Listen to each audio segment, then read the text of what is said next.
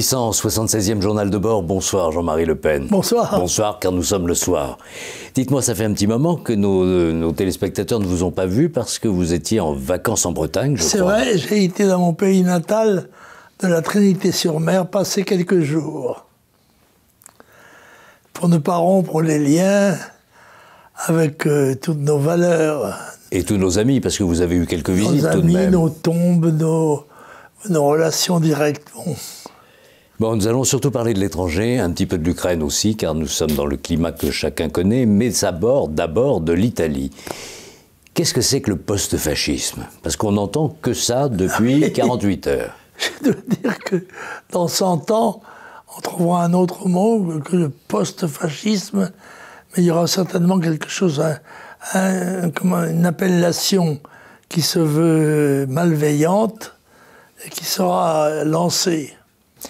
Bon, alors, à la tête de cette coalition qui vient d'emporter les élections en Italie, Giorgia Meloni, le parti Fratelli d'Italia, 26%, 46% avec les alliés, Forza Italia. Un grand bravo à la droite italienne, d'abord parce qu'elle a su s'unir, ce qui n'est pas évident toujours, et un grand bravo à Giorgia Meloni, à qui nous souhaitons de diriger le pays avec la même compétence que celle qu'elle a mise pour gagner les élections.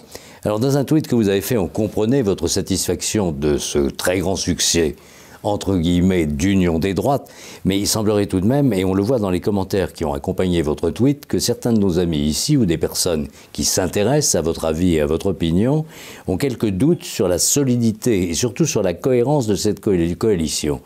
Et au fond, comment ça se passe? Parce que la question s'était posée autrefois pour le Front National. Vous aviez toujours dit qu'on peut faire des alliances à une condition que d'être soi-même extrêmement majoritaire et que ce soit au moins sur les fondamentaux, à partir du programme majoritaire, du parti majoritaire, que les choses se rassemblent.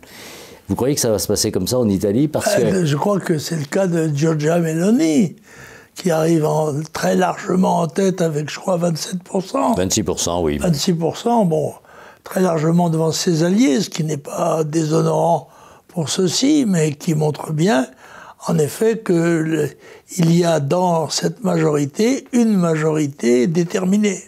Qu'est-ce que vous pensez de son slogan « Dieu, famille, patrie » ? Et je pense que c'est très italien, que ce serait assez difficile à lancer en France. Mais ma foi, j'estime qu'elle l'est lancée. Ce sont des valeurs qui sont indiscutables. Alors vous avez noté sur 2 points, c'est qu'elle est plutôt atlantiste, qu'elle ne remet pas en cause les grandes règles de l'Union européenne et qu'elle soutient très nettement l'Ukraine contre l'entrée des Russes en Ukraine. Ça n'est pas exactement les positions des droites françaises, d'une partie d'entre elles, oui, mais par exemple, ça n'est pas la position de Zemmour, c'est à peine la position du Rassemblement national et pas du tout celle des Républicains. Oui, absolument. Ce sont des pays différents, tout de même. Et je pense que Mme Meloni débouche dans la politique et qu'elle est prudente dans ses appréciations et dans l'expression de ses opinions. Mais attendons un petit peu, voir comment s'organise son gouvernement. Elle va être chef de gouvernement. Selon toute vraisemblance. Évidemment. Et ce qui est, je crois, original en Italie, en tout cas. C'est la première fois. Eh bien alors justement, souhaitons toute grâce à cette initiative et en souhaitant qu'elle soit un exemple aussi pour les Français. Vous y croyez en France à l'union des droites? Parce qu'au fond, c'est le sujet qui tourne autour de la réussite de Meloni et de ses alliés. C'est la question de l'union des droites. Sans union des droites, il n'y a pas de victoire possible. Parce que quand j'y crois, je pense qu'elle est nécessaire et que les différents partenaires de cette droite s'en rendront compte suffisamment tôt pour que cette victoire soit indiscutable. Mais par exemple, sur la question de l'OTAN, Madame Meloni est en faveur du statut actuel de l'Italie par rapport à l'OTAN. Ça ne bouge pas, alors qu'on sait qu'en France, une partie de la droite est réticente, par exemple, et a beaucoup critiqué le président Sarkozy quand il a réintégré le commandement intégré de l'OTAN, par exemple, et ainsi de suite. Je veux dire qu'il y a des tas de choses comme ça qui inquiètent un certain nombre de nationaux en France. Je parle des plus engagés. Et qui se disent, est-ce qu'on peut lui faire confiance ? parce qu'après tout, sur un certain nombre de sujets, elle a des positions qui ressemblent plus aux Républicains, en gros, ici en France, qu'à la droite nationale. Autant pour les crosses, il faut attendre un petit peu la constitution de son gouvernement et son programme de gouvernement. C'est cela qui va nous révéler si nous sommes très proches ou un petit peu éloignés. Alors, il y a un sujet en revanche sur lequel les trois partenaires sont absolument d'accord, c'est sur la question de l'immigration, où là, il est clair. On prend conscience d'un phénomène que je dénonce, moi, depuis plus de 40 ans, n'est-ce pas? Et c'est la modification de la population européenne par invasion pacifique pour l'instant, d'éléments étrangers à notre culture et à notre essence. Je pense qu'il n'est peut-être pas trop tard pour s'en rendre compte et modifier singulièrement nos législations qui permettent non seulement l'entrée d'immigrés nouveaux, mais surtout leur nationalisation. C'est qu'ils deviennent des citoyens français. Et cela, nous avons les moyens d'y parer, en quelque sorte, en modifiant certaines de nos lois, le droit du sol, la préférence nationale, enfin, pas la préférence nationale. Le droit d'asile. Le droit d'asile, etc. Toute une série de législations libérales, ouvertes, qui ne correspondent pas du tout aux nécessités du temps. Vous avez vu que l'Allemagne, par exemple, propose aux déserteurs qui voudraient échapper à la conscription en Russie de venir se réfugier en Allemagne. C'est à propos du nouveau chancelier allemand. Qu'est-ce que vous pensez de ça? Oui, ça, je trouve ça ridicule. D'abord, je trouve assez normal que des gens préfèrent être en liberté que sous les drapeaux et sous la discipline militaire, que c'est une obligation, qu'elle est quelquefois pénible, mais qu'elle répond à un devoir fondamental qui est le patriotisme. Il n'y a pas d'avenir pour nos pays sans amour de la patrie, et l'amour de la patrie implique en quelque sorte l'abandon d'un certain nombre de nos libertés personnelles. Ça, l'avenir va nous dire qui aura raison, mais enfin, il me semble que là, il faut attendre. Wait and see. Alors, il y a des réfugiés en provenance d'Ukraine, mais il n'y a pas de désertion massive à partir de l'Ukraine, alors qu'il semblerait qu'un pays qui se défend fait beaucoup plus appel au patriotisme de sa population qu'un pays qui veut s'étendre, quelles que soient les raisons pour lesquelles il souhaite s'étendre. Oui, il me semble que l'ensemble des informations qui se dévident autour de ce conflit sont très suspectes de partialité et d'esprit de propagande. Il faut donc attendre un peu, juger calmement des choses et, après tout, se tenir à l'écart autant que possible d'un conflit même inter-européen qui pourrait s'ouvrir entre la Russie et l'Ukraine. Alors il y a un premier chiffre qui circule après les 3 jours et demi, 4 jours de référendum provoqué par le président Poutine dans les régions qu'il souhaite annexer, car c'est une annexion. On parle de 95 et même un peu plus % de oui de la population concernée en faveur du rattachement à la Russie. Comment il faut interpréter ce chiffre et pourquoi pensez-vous que le président Poutine ait agi avec cette rapidité alors que la situation n'est pas stabilisée militairement? Je pense que l'Ukraine est une création récente, somme toute, et que la Russie est un pays ancien et implanté, et qu'il y ait de très forts pourcentages dans cette région en faveur de la Russie me paraît normal.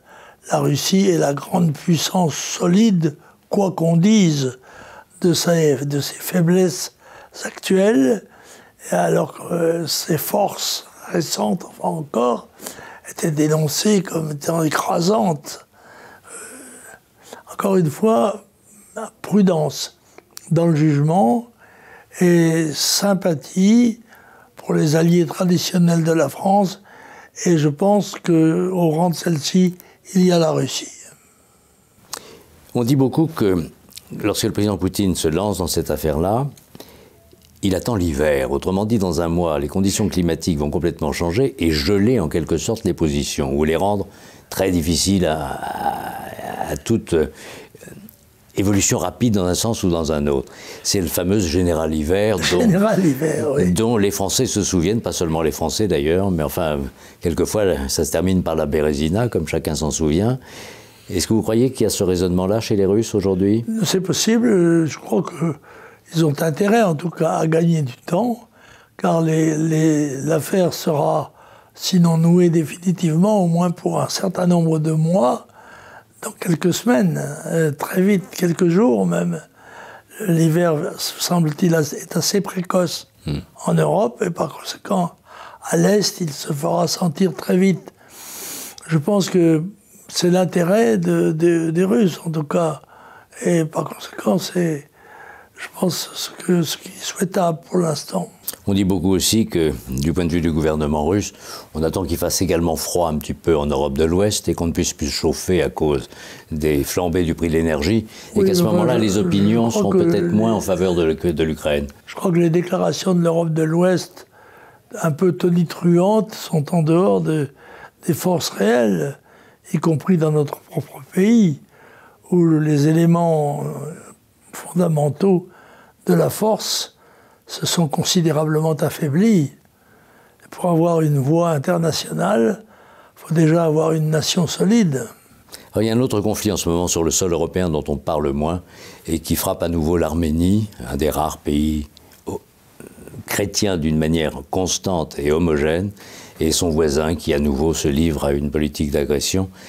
Le voisin qui est turcophone, ce qui veut dire qu'on est dans cet ensemble de turcophonie qui déplace largement la simple population turque.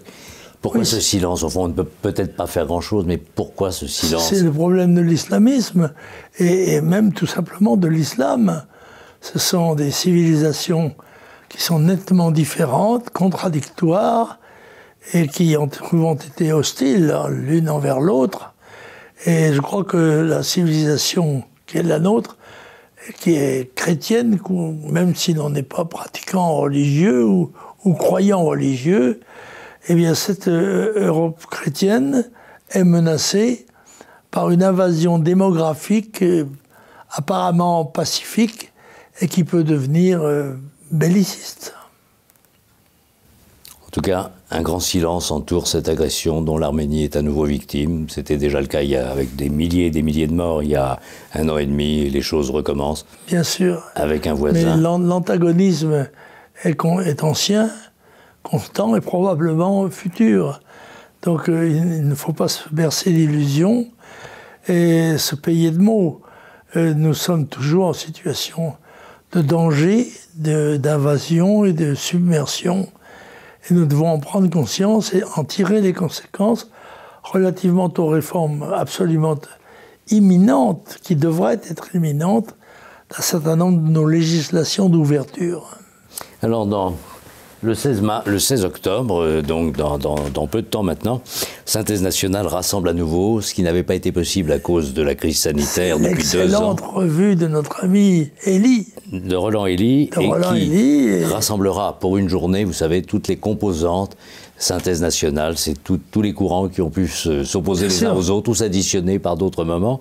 Alors, cette fois-ci, le numéro 61 de Synthèse nationale, celui de l'été 2022, concerne le fléau woke. Alors woke, c'est cette surveillance venue des États-Unis afin de regarder tout ce qui pourrait être discriminatoire dans les sociétés et éventuellement faire disparaître tout un passé pesant qui fait que l'homme blanc, par exemple, écrase l'homme noir, que les majorités hétérosexuelles ridiculisent les minorités homosexuelles et ainsi de suite. Ça, c'est le mouvement woke. Et puis il y a aussi la cancel culture, consiste à faire du passé table rase, à déboulonner les statuts qui plaisent pas, avec le regard d'aujourd'hui sur ce qui se passait il y a plusieurs siècles. Voilà, donc Synthèse nationale, un nouveau numéro. Permettez-moi de me réaffirmer solennellement conservateur par rapport à ces nouveaux mouvements, et en particulier le wokisme, qui est une forme pittoresque d'abandon des valeurs fondamentales de notre civilisation. En tout cas, ça n'est pas le programme, le wokisme de Madame Mélanie, dont on a commencé à parler tout à l'heure, puisqu'elle s'affiche clairement chrétienne, blanche, conservatrice. Excellemment dit. Ce qui ne plaît pas du tout à Madame von der Leyen. Et que cela nous serve de leçon. Merci Jean-Marie Le Pen, à la semaine prochaine.